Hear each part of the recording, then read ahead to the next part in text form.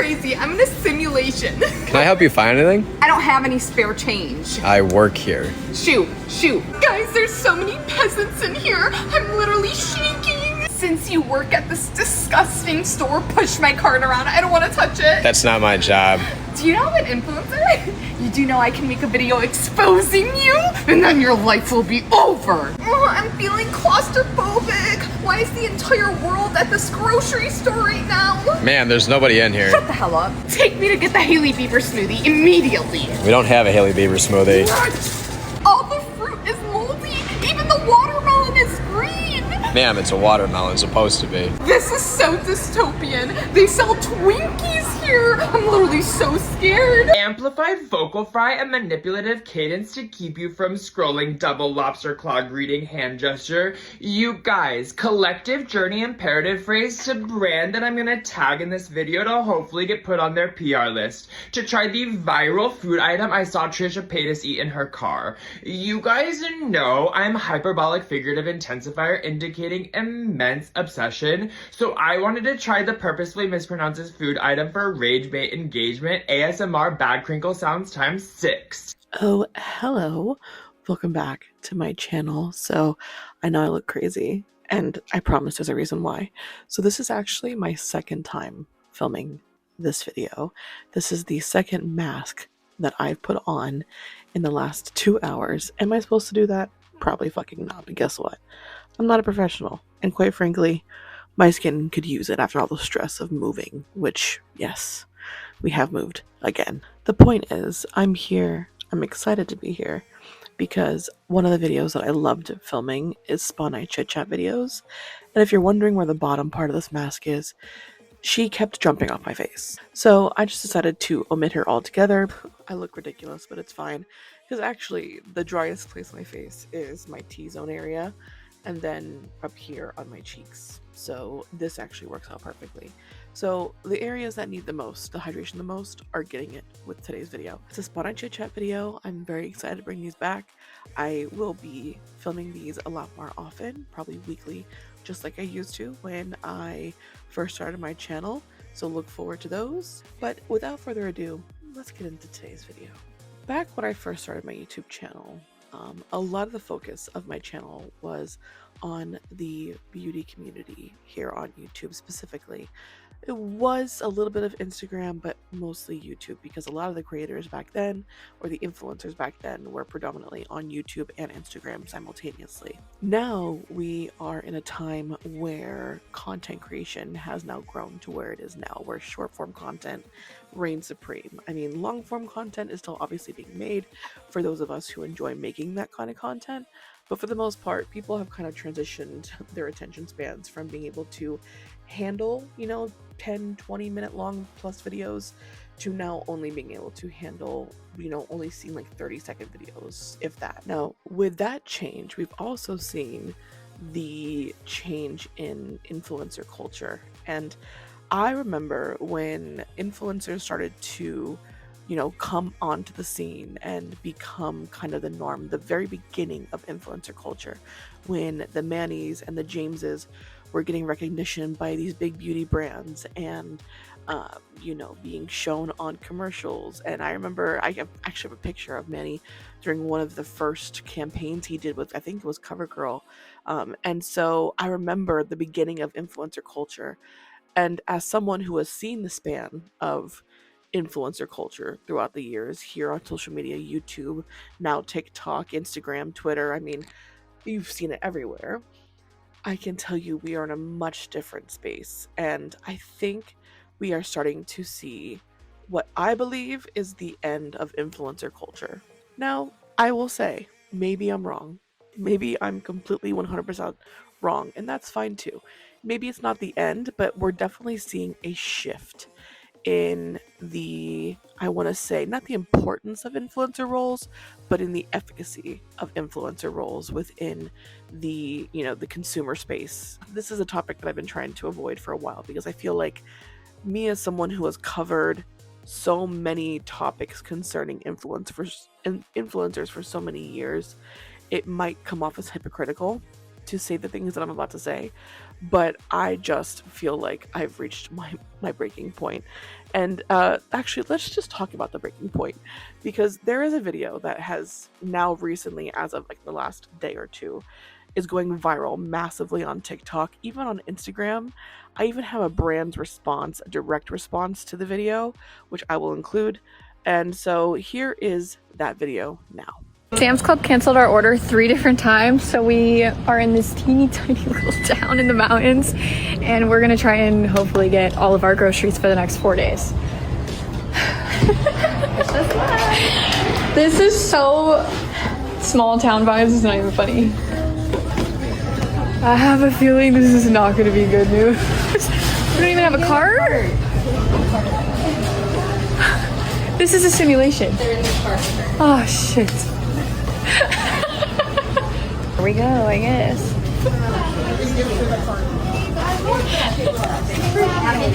I'm just sitting here laughing. Their fruit does not look good. Like, all their fruit looks bad. I just looked at Lauren, she's like, I'm stressed out. I'm mad at Sam's. Sam's Club and I are not friends. Oh, they threw the bottle soup. Guys, this is not good. Maybe I'll just do these. Aaron, I know, needs some stuff for his salads. At this point, I'm just grabbing shit.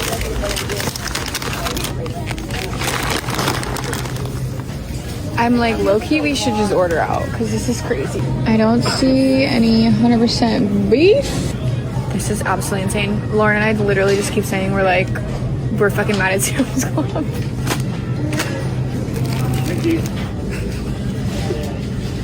I feel like I'm in a simulation right now. This is crazy. Cream, butter. I don't see any normal eggs. Oh shit.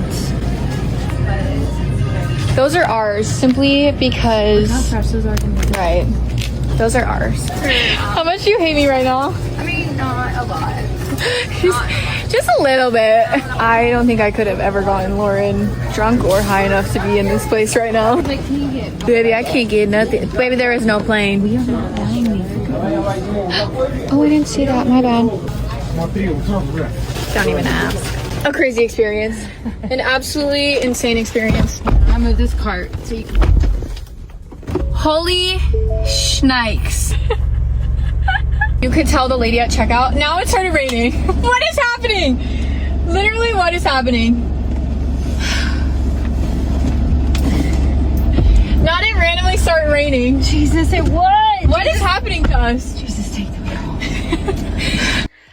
If you are like me and have no idea who the fuck this girl is, you're not alone. There are a lot of people who are very confused as to who this girl is and how she has 1 million subscribers, because from what it looks like on her TikTok account, she has made her wealth and her journey from being someone from like East Bumfuck, Minnesota, and wherever else the fuck she lived, is now living in New York City as obviously a very wealthy person who doesn't have the same issues that us lowlifes, us peasants do in the real world, who live in places like the town that she's visiting and vacationing in somewhere in the Catskills in southern New York. Like, I've watched this video now a couple different times trying to understand where she could possibly be coming from in making this video and making this snarky, weird, cringy comments that she did. You know, the very first thing we see in the store is her pointing towards a rug and a floor that seemingly looks not clean or imperfect, and she's like, this is a simulation. That's probably the worst part of the entire video that we saw of the store. And so it's kind of funny to me to watch this video and see her behave like this so unnecessarily. And it gave me second, third, fourth, fifth, sixth, seventh hand embarrassment watching a grown person be so cringy, so authentically cringy, for no fucking reason. When I first saw the video, I thought it was satire. I straight up thought it was someone making fun of someone else. And I was so confused. And then I read the comments. And then I saw people stitching the video and reacting to it. And then I saw the fact that she in fact turned off the comments on her entire TikTok up until I think about this morning or late last night. She deleted the original video. So, and that's when I was like, holy fuck, it was real. Like, she, as a grown ass woman who, yes, may be young, because I've seen people trying to justify the behavior in that video for her being, you know, a younger adult. She's 29 years old.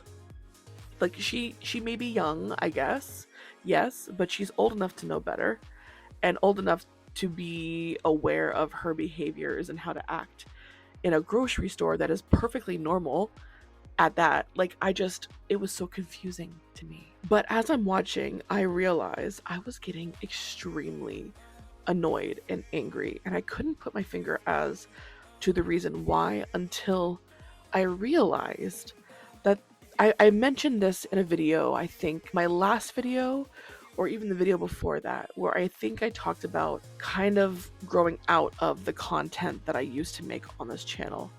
And I couldn't quite, I guess, I couldn't materialize the words to describe why I was so done with influencers, but now I realize that is the reason why I was so tired of it. It's because I have influencer fatigue.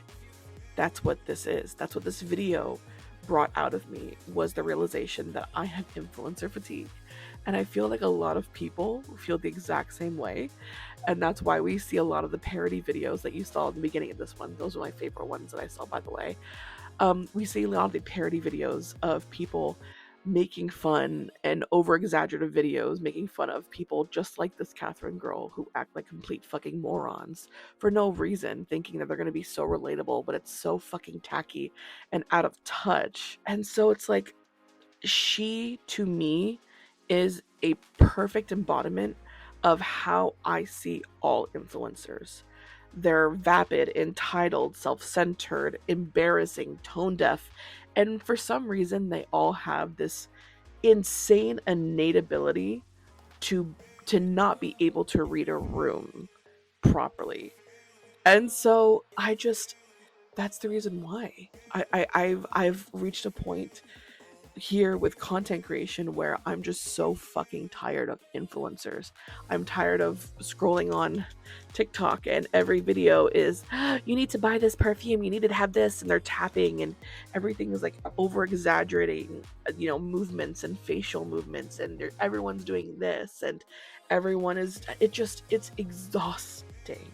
I feel like once someone hits a certain level of success within the influencer, you know, bubble, their personality changes. Because I've seen so many people, for example, one person that I've unfollowed recently is Tara Michelle. I've watched Tara for many years. Back when she was in LA going to FITM, like, I genuinely enjoyed her content. At one point it was relatable, and I loved her personality and everything. Recently, I've found myself, you know, I started to rewatch her videos again. I kind of lost touch with that channel for a while, only because I felt like it just wasn't, it wasn't my thing anymore, which is perfectly fine. We can age out of things. That's totally normal. And I just happened to see that she'd uploaded recently, and I just, for shits and giggles, went to go watch the video. I think it was like a 30-minute video. And it was about a trip to Italy, I think, is where she just was, or Greece or something like that. And then I went back in her history to see how many videos I had missed in, like, I think it's been like at least, it could be over a year since I last saw a video. At least every month, it seems, there has been a travel video for her going to, like Italy. She's going to South France. She's going to Greece. She's going all over the place. And it gets to a point where it's almost exhausting to watch this content as someone who is just, you know, living paycheck to paycheck and trying, like, I'm sure every one of you is trying to make ends meet day to day. And it's just, I'm not jealous, and I don't think anyone feels jealousy over these people, but it's just so unrelatable, and it's just not enjoyable content anymore. It's just not. Now, I'm not saying that it's not enjoyable for other people, and that's the reason why she posts the content she does, because I'm sure there are people who do enjoy watching those kinds of videos, living vicariously through her and her wealth. This realization is something that I've always known about myself. I think I've always kind of just been tired of the influencer culture, and especially now with all the problematic influencers that we still have on this platform, fucking James Charles and Tati and Jeffree Star. I'm over it, dude. Like, when are these people going to face consequences for the shitty things they've done? The only two people that I can tell you confidently that I actually feel that I've watched the downfall of are Tati and Jeffree Star. When it comes to Tati and Jeffree Star, there have been quite a few times where, against my will, by the way, I've been scrolling on my For You page on TikTok randomly, and I've come across Tati shilling so vibrantly, "Oh my God, I created this powder and it's amazing." But she and her husband James created this fuck ass powder drink water additive shit that I'm almost certain you could find at any fucking grocery store for under $10, and she's trying to sell it for 40 something, I think almost $50 a bag. Little packets, not even like big packs, little packets of water additive bullshit, flavored sugar essentially. And I'm just like, wow. Like, this is what I say when I say they lose any kind of common sense when they reach a certain level of success with content creation.